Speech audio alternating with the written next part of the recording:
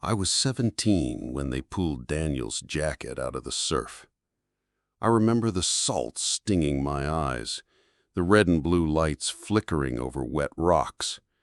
No body, just the jacket, torn at the seams, tangled in seaweed like an offering to the tide.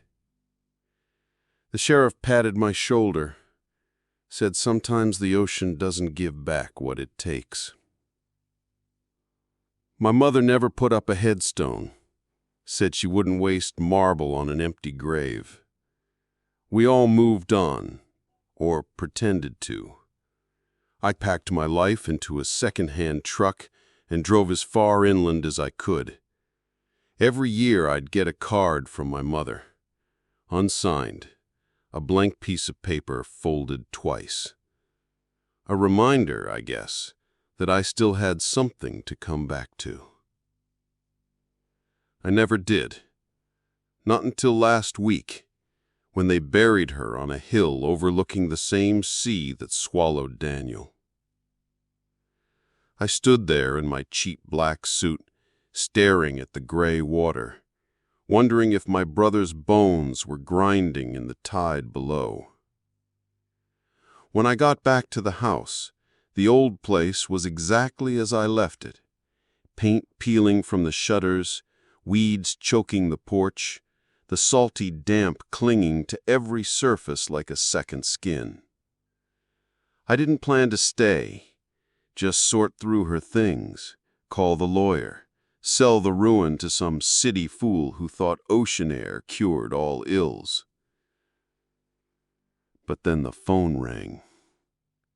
I didn't recognize the number, just a local area code. I let it go to voicemail while I carried a box of moldy cookbooks to the dumpster. When I finally checked it, my hand went numb around the phone. "Hey, little brother." The voice was older, rougher, but I'd know it anywhere. Daniel. The message was short. 15 seconds that cracked open 20 years of silence like a rotten egg. "You remember the boathouse? Come alone. Midnight. We need to finish what we started." The line clicked dead. I sat on the floor beside the ancient fridge for an hour, listening to that rasp over and over, every playback scraping rust from memories I'd tried to bury deeper than any grave. When we were kids, the boathouse was our fort, our hideout, our church. 2 miles down the shore, half-rotten beams, windows missing since before we were born. The night Daniel vanished, I was there too, but I never told the sheriff that. I drove down just before midnight. The moon was a bruise behind thick clouds, the ocean black as old oil. I parked by the dunes and walked the last stretch, boots sinking in wet sand. The boathouse loomed out of the mist like a shipwreck. One lantern flickered inside, a yellow eye in the dark. My pulse hammered so loud I half expected the sea to answer back. I pushed the door. It swung open with a sigh, the smell of salt and rotting wood flooding my lungs.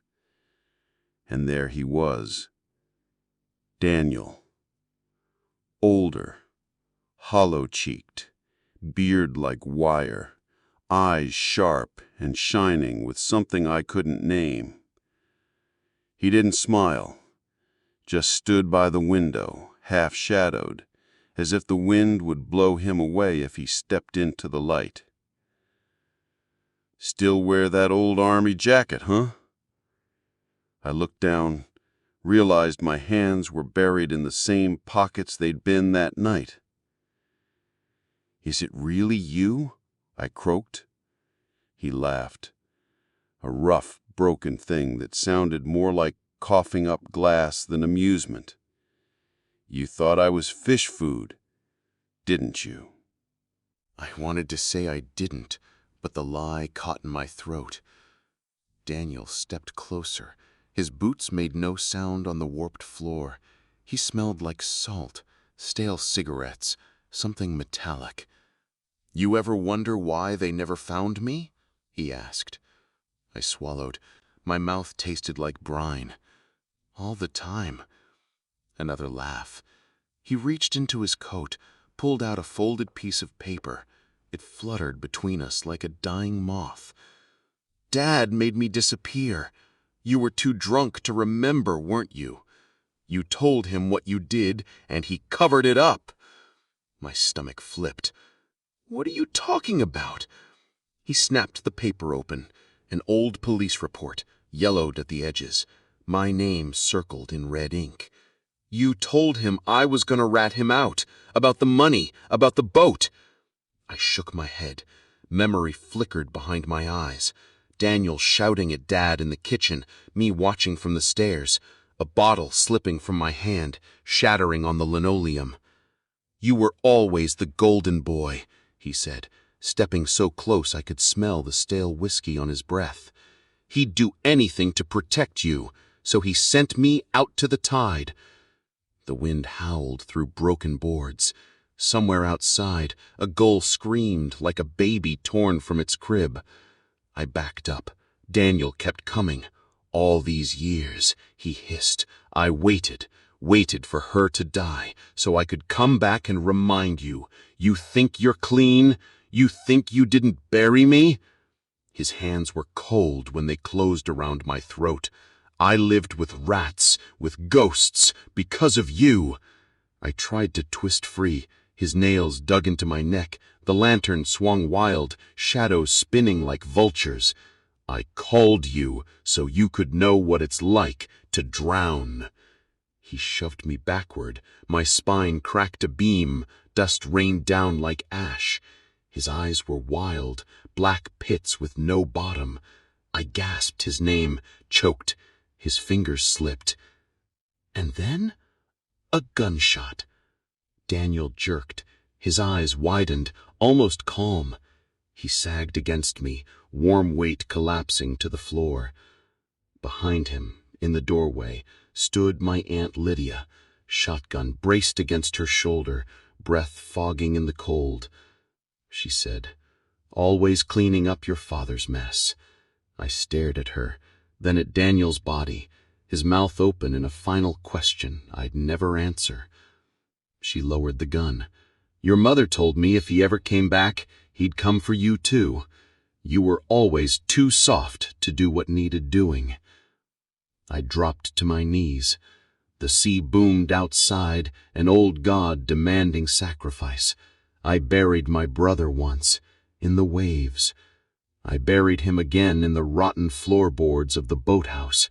When I drove away at dawn, the sun caught on the ocean like a blade.